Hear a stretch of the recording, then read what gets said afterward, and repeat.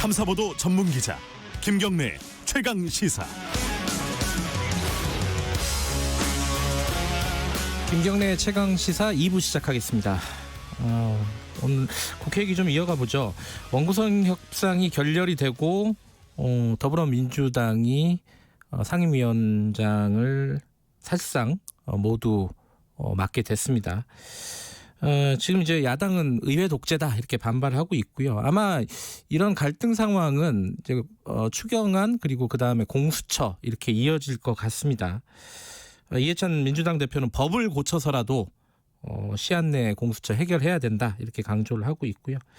지금 더불어민주당 국회 법사위 여당 간사입니다. 백혜련 의원과 함께 이 얘기 좀 해보겠습니다. 안녕하세요. 예, 안녕하세요. 예.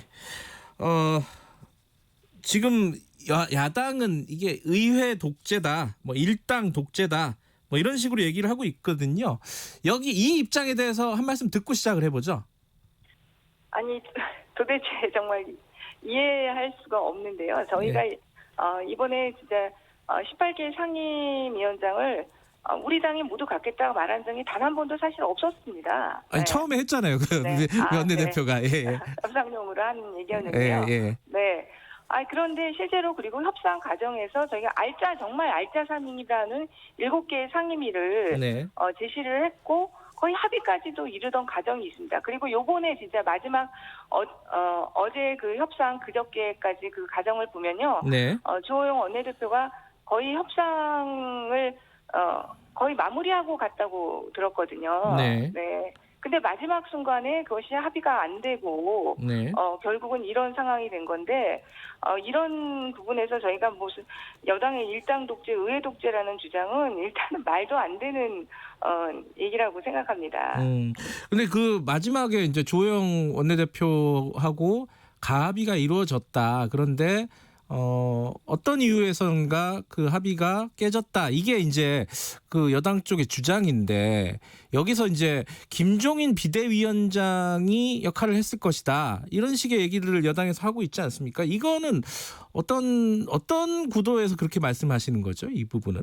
실제로 이 합의 과정을 보면요. 주호영 원내대표, 원내수석, 예. 그러니까 원내대표, 원내수석들까지 의장님 주재하에 이렇게 했던 거 아닙니까? 그렇게 예. 했고 밤사이에는 합의가 그 전날에는 굉장히 잘 진행되고 가합의문까지 나올 정도로 예. 그런 상황이었는데 예. 의총도 열지 않았잖아요. 예.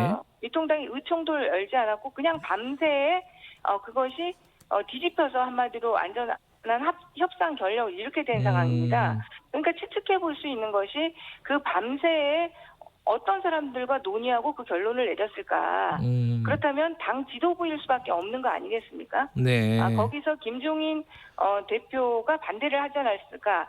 이렇게 추측을 할 수밖에 없고요. 그 과정이 이번에만 있었던 것이 아닌가. 지난번 협상 과정에서도 네. 거의 비슷한 그런 스토리가 있기 때문에 예. 여당 입장에서는 그렇게 추측을 하고 있는 거죠. 그러니까 지도부, 뭐 구체적으로는 김종인 비대위원장이 아니면은 이 협상이 이렇게 갔을 리가 없다. 이런 어떤 상황 논리로 지금 말씀하시는 거네요, 그죠? 그렇죠. 저희가 그 분들이 만나서 대화한 내용이나 그런 것을 알 수 있는 방법은 없기 때문에요. 그러나 그 과정에서 주호영 당내 기구를 본다 그러면 당대표, 그다음 원내대표 이 순서 아닙니까? 예. 원내대표까지 거의 합의했던 것이 그렇게 하룻밤 만에 뒤집히는 거는 누가 할 수 있을까? 그거는 뭐 예상할 수 있는 일이죠. 예. 자, 이제 지금 어찌 됐든 간에 상임위원장을 전부 다 민주당에서 하게 됐습니다. 이제 추경이 있고 오늘 법사위 얘기를 할 거니까 그 다음 문제가 이제 당장 발등의 불이 공수처입니다. 공수처인데 이게 지금 이해찬 대표가 법을 고쳐서라도 신속하게 출범시켜야 된다. 이렇게 얘기를 했단 말이에요. 이게 지금 백혜련 의원께서 말씀하신 그 규칙을 바꾸는 거랑 또 다른 문제죠, 법 개정은? 그렇습니다. 지금 제가 발의한 규칙에 대해서 네. 미통당에서 마치 야당의 추천위원을 여당이 할 수 있는 것으로 바꾸려고 이런 규칙안을 냈다고 하는데요. 네. 규칙으로는 절대 그렇게 할 수가 없습니다. 왜냐하면은 모법인 공수처법에서 이미 야당의 비토권을 예. 인정하고 있는 상황이기 때문에 규칙이 법을 뛰어넘을 수 없는 건 기본 상식이잖아요. 네. 그렇기 때문에 그것은 말도 안 되는 주장이고요. 네. 결국은 정말로 미통당에서 협력하지 않는다고 한다면은 네. 법을 개정할 수밖에 없는 문제가 있습니다. 법을 개정한다는 게 그럼 어떻게 개정한다는 건가가 좀 궁금해요. 그럼 여당에게 추천권을 안 주겠다는 건지 이게 어떤 방침이에요 지금? 그거는 지금 아직 논의가 구체적으로 된 것이 아니고 여러 네. 가지 그것은 법률적으로 의결 종족수의 문제도 있을 수 있고 추천위원회 문제도 있을 수 있고 여러 가지 법률적으로 검토할 수 있는 방안이 여러 가지라고 생각합니다. 그런데 그것이 구체화된 것은 아니고요. 네. 지금 우리 당의 입장에서는 어쨌든 공수처법에 7월 15일 날 출범을 하는 것으로 되어 있기 때문에 네. 법정은 그 기한을 지키기 위해서 네. 최선의 노력을 다하는 것이 국회의 책무라고 보는 입장입니다. 근데 지금 그 야당에서 특히 조영 원내대표는 공수처는 이제 괴물이다 뭐 이렇게 얘기를 하면서 이 공수처장은 대통령과 장관과도 다르게 탄핵 대상도 아니다 이렇게 얘기를 했거든요. 이 부분은 어떻게 됩니까 이게? 일단 공수처와 관련해서는 정말 지난한 논쟁이 있었지 않습니까? 예. 패스트트랙 과정에서 네. 공수처가 과연 출범하는 것이 맞는 기구냐 예. 이것에 대해서 다양한 논쟁이 있었고 이혼 시비도 있었고요. 예. 그러나 그런 모든 것들이 정리가 됐고 그래서 법이 통과가 된 겁니다. 그리고 이번 총선의 결과에 대해서 네. 미통당은 정말로 심각하게 받아들여야 된다고 생각합니다. 미통당이 초기에 제2일 공약으로 공수처 폐지를 사실 예. 걸었어요. 나중에는 좀 흐지부지 된 감이 있지만 그러나 그 공수처 1호 공약으로 걸었던 공수처 폐지 자체에서 국민들에서 어떤 심판을 내렸습니까? 지금 네. 180석에 가까운 여당의 손을 들어준 거 아닙니까? 네. 그렇다면 국민들의 이런 심판에 대해서 미통당은 받아들여야 된다고 생각합니다. 공수처법에 대해서는 이제 국민들께서 빨리 하라고 한마디로 손을 들어주시고 총선의 결과로 보여주신 거거든요. 네. 그래서 그 부분에 대해서는 정말 더 이상 왈가불가할 것이 아니라고 생각하고 네. 그 탄핵의 문제 같은 경우는 예. 헌법 개정 사안입니다. 탄핵 같은 경우는요. 그렇기 때문에 지금 탄핵을 할 수 없는 것이 헌법 개정을 하면 되는 거죠. 근데 헌법 개정 자체도 또 미통당에서도 적극적이지 않으시잖아요. 네, 저희 만약에 헌법 개정한다면 저는 이 탄핵 안에 그 공수처장도 들어가는 것이 맞는 구조라고 생각하고요. 네. 그러나 지금은 탄핵 여부를 따질 것도 없이 네. 지금 미래통합당에서 키를 가지고 있습니다. 기본적으로 7명 추천위원회에서 6명이 찬성해야 되는데 2명을 지금 미래통합당에서 추천하게 되어 있지 않습니까? 예. 그러니까 여당에서 밀어붙인다고 될 수 있는 구조가 전혀 아닌 것이죠. 그러니까 지금 밀어붙여서 되는 것도 아니고 야당이 지금 추천위원 구성부터 시작을 해가지고 나중에 이제 공수처장 그 추천까지 해서 야당이 하나하나 이렇게 뭐랄까 동의를 하지 않으면은 진행이 안 되는 거잖아요 지금. 현실적으로는 그렇습니다. 예. 그러면은 사실은 야당의 협조를 끌어내야 되는 게 여당의 지금 숙제 아닌가요? 말하자면 밀어붙이는 것보다 그렇게 이제 야당은 생각하잖아요. 예. 저희는 그래서 계속적으로 설득을 하고요. 네. 지금 유상범 의원님께서 낸 규칙안, 제가 낸 규칙안 다 통합해서 저는 검토할 수 있다고 생각합니다. 지금 뭐가 달라지는 거예요? 그 규칙안이 바뀌면요? 유상범 의원님께서 낸 규칙안 같은 경우는 네. 교섭단체가 다수일 경우에는 의석수에 따라서 추천을 받아야 한다는 규정이 있어서 한마디로 이제 야당 중에 교섭단체가 두 교섭단체가 있다면 다수인 야당이 한마디로 추천권을 갖는다 이런 의미가 강하고요. 네. 그리고 추천된 위원이 정치적으로 중립을 지키고 독립하여 그 직무를 수행하기에 현저히 부적합하다고 판단되는 경우는 재추천을 이래 할 수 있는 그런 조항이 있습니다. 그런 부분들이 있는데 저는 오히려 그 의석수에 따라 추천받는 것은 충분히 논의 가능한 부분이라고 생각하고요. 그러나 그 현저히 부적합하다고 판단해서 재추천하는 경우는 그 기준이 굉장히 자의적이기 때문에 네. 오히려 이것이 정쟁의 대상이 될 수 있는 부분이 있다는 생각입니다. 근데 지금 의원님이 제출한 개정안도 규칙 개정안도 사실 이제 교섭단체를 지정할 수 있다는 거잖아요. 국회의장이. 그렇습니다. 근데 그거는 지금도 사실상 현실적으로는 그렇게 되는 거 아니에요? 크게 지금 상황에서는 의미 있는 건 아닌 것 같기도 한데 어떻게 보세요, 이거는? 교섭단체가 현재로는 두 교섭단체밖에 그러니까요. 없기 때문에요. 예. 이 부분이 전혀 그 미통당이 원하는 한마디로 결과를 저해하는 그런 효과를 거두지 않습니다. 그러니까 이게 네. 규칙을 개정하는 게 중요한 게 아니라 지금 만약에 협의가 안 되면은 이해찬 대표 말대로 법 개정까지 할 수 있다. 이게 지금 그 더불어민주당의 입장이라는 거죠, 그죠?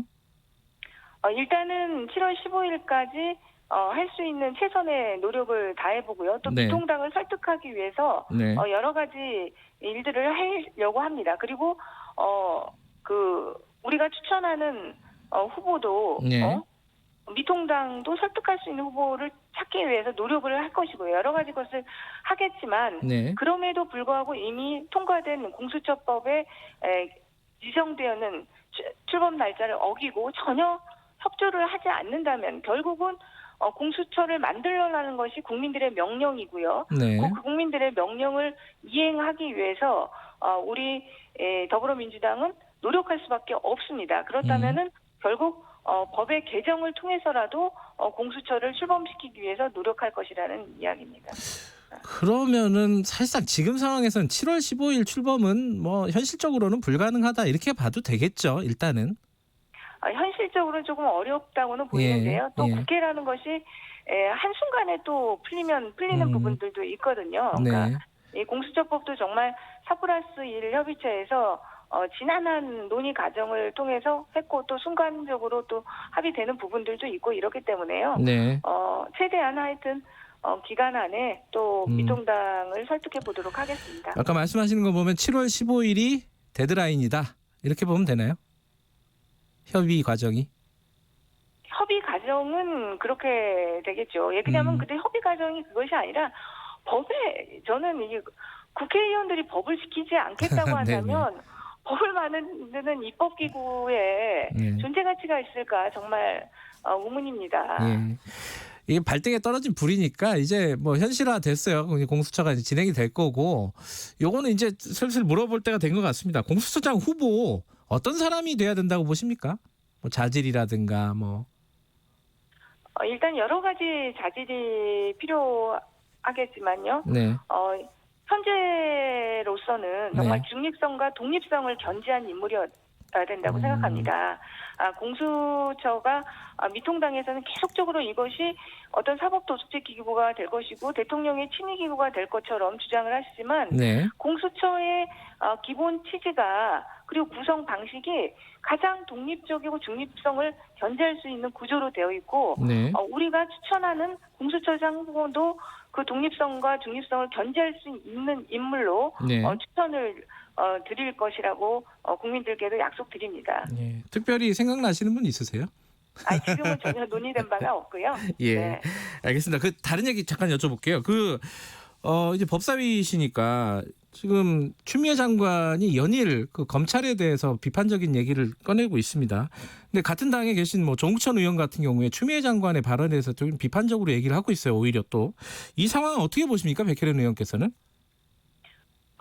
국회 내에는 다양한 의견이 있을 수가 있고요. 의원들 입장에서도 다양한 의견이 나올 수 있다고 생각합니다. 조홍천 의원님도 기본적으로는 검찰의 개혁, 네. 그리고 공수처가 제대로 출범하기 위해서 필요하다는 충정의 의지로 말씀하신 것이라고 생각하고요. 네. 그럼에도 불구하고 또 검언유착이라는 이 사건이 또 좁혀서는 안 되는 부분이 있기 때문에 네. 추 장관님 말씀하신 부분도 충분히 공감이 간다고 생각합니다. 네. 두 가지인데요. 하나는 추 장관 얘기가 있고 하나는 윤석열 총장 얘기가 있습니다. 이제 추 장관 얘기는 지금 방금 말씀하셨고 윤석열 총장 같은 경우에는 자기 측근 수사라서 이게 개입하지 않겠다, 지휘권을 넘기겠다고 했는데 사실상 뭐 본인이 정권을 행사하고 있는 거 아니냐 이런 얘기도 좀 나오고 있어요. 지금 상황을 백 의원께서는 어떻게 보십니까? 지금 어제 저희 법사위 과정에서 나온 얘기인데요. 상당히 좀 우려스러운 부분이 있습니다. 지금 제 검언 유착 사건과 관련해서 전문 수사 자문단이 꾸려지고 또 수사심의도 지금 꾸려지게 된 그런 상황인데요. 네. 전문 수사 자문단 구성과 관련해서 윤석열 총장이 전혀 사실은 이 사건과 관련해서는 관여하지 않고 보고도 받지 않겠다고 했음에도 불구하고 전문 수사 자문단 구성에서 지금 대검 부장들이 패싱을 당하고 윤석열 총장의 어떻게 보면 입김 아래에서 구성이 된 것으로 보이거든요. 어제 추미애 장관한테 그 부분에 대해서 확실하게 더 알아보시고 저희 법사위에도 보고를 해달라고 말씀을 드렸는데요. 네. 그런 상황이기 때문에 지금 이 윤석열 총장이 정말 이 검언 유착 사건은 채찍금과 관련된 사건이고 이 사건에 있어서 수사의 공정성을 유지하지 못하면 검찰 내에서 굉장히 리더십의 그 타격이 저는 올 수 있다고 생각합니다. 벌써 서울중앙지검과의 불협화음이 계속 나고 있거든요. 네. 이 전문수사 자문단의 구성과 관련해서 수사팀에서는 반대를 했다는 거 아닙니까? 수사 중이기 때문에 수사가 종결된 후에 것들을 구성하는 것이 맞다는 이야기가 있었고 또 오늘 보도를 보니까 원래 이 검언유착 사건과 관련해서 조금 추미애 장관에게 비판적이랄까요? 그런 글을 썼던 뭐 검사도 오히려 전문 수사 자문단과 구성과 관련해서는 수사 중인데 전문수사 자문단은 구성은 맞지 않다는 글을 이플러스에 올렸다는 보도를 제가 봤어요. 그래서 지금 검찰 내부에서도 이 사건을 가려고는 윤석열 총장의 이런 대처들이 좀 굉장히 문제가 되고 있는 거 아닌가 이런 생각이 들고요. 그리고 또 수사심의 한 사건을 가지고 전문수사 자문단이 구성이 되고 수사심의가 구성된 것도 최초의 사건입니다, 이게. 네. 그래서 이 부분도 진짜 앞으로 두 단위에서 다른 의견이 나왔을 때 수사팀이 또 어떻게 해야 되는지 어떤 결론을 내더라도 저는 국민들의 불신을 받을 수밖에 없는 지금 상황에 있다고 봅니다. 그러면 이번에 이재용 부회장 같은 경우에는 심의위에서 이제 기소하지 말라는 권고를 하지 않았습니까? 이 검사 출신이기도 하신데 이 검찰은 수사팀은 어떻게 해야 됩니까 지금 상황은? 그러니까 권고적 효력이기 때문에 최종 결정은 알아서 내려야겠지만 수사심의 이재용 부회장 사건 부회장 사건 같은 경우는 사실 수사심의보다는 오히려 이것이 전문수사 자문단이 맞는 사건인 것 같아요. 왜냐하면은 이재용 부회장 사건 같은 경우는 굉장히 법리적인 문제가 복잡한 사건입니다. 배임이라는 범죄가요. 정말 이 법률 전문가들도 너무 그 법리가 좀 까다롭고 사안마다 적응하기 어려워서 정말로 고민이 필요하고 일견 보기에는 범죄가 되지 않을 수도 있는데 범죄가 되는 그런 사안들도 사실 일반인들이 보기에는요. 그런 사안들도 굉장히 많은 그런 범죄입니다. 그래서 사실 이 사건 같은 경우는 전문수사자문단에서 오히려 했다면 또 결론이 달라질 수도 있는 그런 사건이었다고 보이는데 조금 아쉬움이 있습니다. 알겠습니다. 오늘 여기까지 듣죠. 고맙습니다. 네, 감사합니다. 국회 법사위 여당 간사 더불어민주당 백혜련 의원이었습니다.